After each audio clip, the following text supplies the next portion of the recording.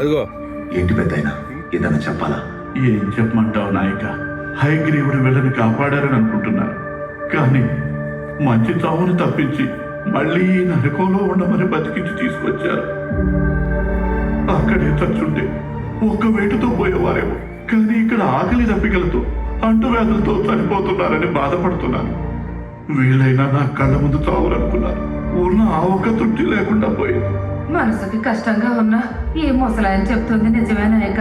నాకు ఊహ తెలిసిన దగ్గర నుంచి ఎంత పెద్ద వ్యాధి నేను ఎప్పుడు చూడలేదు. ఏం పాపం చేశామో ఆ తల్లి మమ్మల్ని కనికరించట్లేదు నాయక. నేను అదే ఆలోచిస్తున్నాను, మన సమస్యకి పరిష్కారం ఎక్కడుందా అని.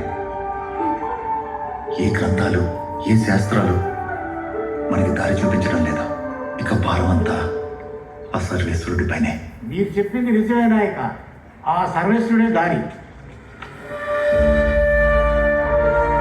ఎవరు మీరు? నేను ఒక సంచారిని. ఎన్నో దేశాలు పర్యటన చేశాను, కానీ నేను ఎప్పుడు ఎక్కడ ఇలాంటి వ్యాధిని చూడలేదు.